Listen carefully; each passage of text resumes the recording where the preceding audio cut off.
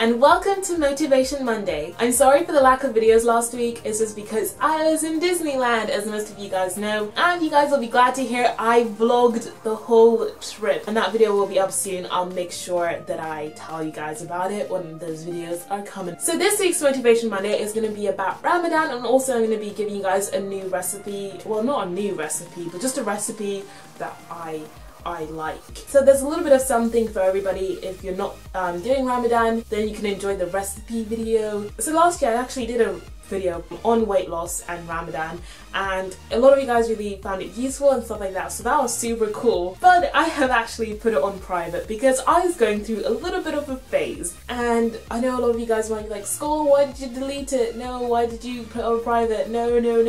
You guys will understand when I show you this picture. Don't ask me what was going on. I don't know. And it's one of the things that sucks most about making videos is that all your embarrassing hairstyles, makeup, whatever, you know, is documented for the rest of your life for the world to see. That is partly why I put it on private. Plus I was like, if I'm making a new one this year, then at least I'll still be helping you guys out, but with a better eyebrow game.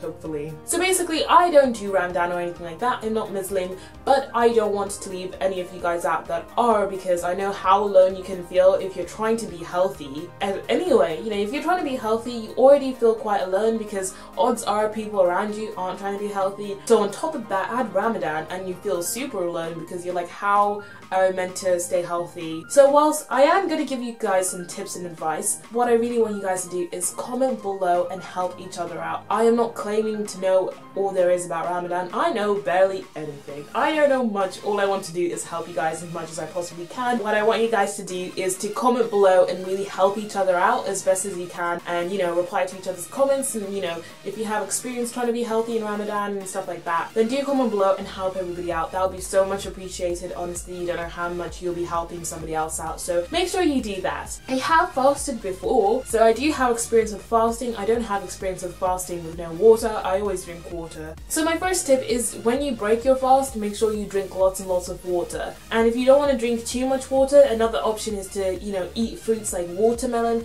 Watermelon is like 90% fruit or some 90% fruit, like 90% water or something, so that'll be really hydrating as well. So you really want to also eat lots of hydrating foods, because there are other ways of getting water into your system rather than just like gulping down too much water, because you don't want to hurt your stomach by oversaturating yourself with water. So a good way is to also eat fruits with high water content. So whilst you might be eating Ramadan and you might be very tempted, you know, when you break fast to have some treats and stuff like that, you know, you don't want to overdo it. Have a good balance and make sure you're eating good foods too, because if you break a fast and you're eating like chocolate all the time and then you have to try and make it through the day, you will crash. You really will crash, because chocolate doesn't have enough nutrients to sustain you. So remember, if you want to have a good fast, you know, you want to make sure that you have as much nutrients in your body to keep you going throughout the day as well. What I found from last year from your comments, I found that lots of people eat different things. You know, some people have coffee and then they have their danishes and pastries, and then they have something like that. I can't quite remember,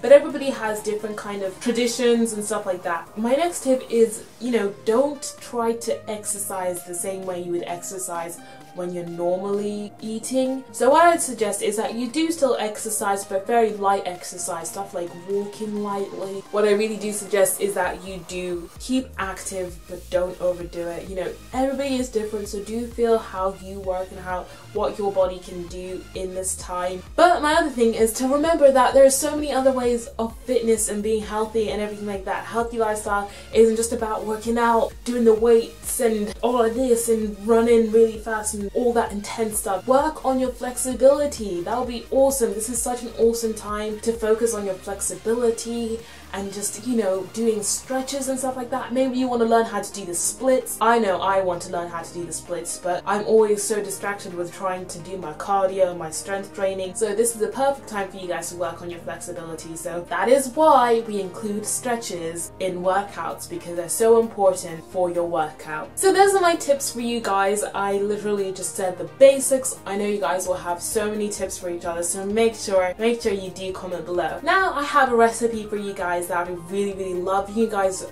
who hates chips? tell me. I want to find that person and ask them why. Basically, I absolutely love chips and stuff like that, but obviously they're not very healthy. I can't have them too often. But for those times when I am craving them, it's not like I can't have an alternative. I love the fact that they're alternative to chips that actually taste good. That is the thing, because there are some healthy alternatives that taste like absolute poop. I'm not going to sit here and lie to you and say healthy foods taste just as good as some junk food, because often they don't. But I can promise you with this that seriously this healthy alternative really does taste as good as the original. Today I used butternut squash because we had it in the house, so I just so happened to use it. You get a huge portion out of it, it's really low in calories, it's so good for you, it's super simple to make and everything like that. So here is how I make my butternut chips. Okay, so you want to start off by putting your oven on 200 degrees Celsius, which is 400 degrees Fahrenheit, I think. And then what you want to do is lay out your sort of pan where you're going to put everything in. So essentially this meal is only £1. Like seriously, bargain. That is a bargain right there. Imagine if you went out and got a portion of chips from McDonald's, like a small portion would cost you like 99p, whereas this you get a huge portion and it's only £1.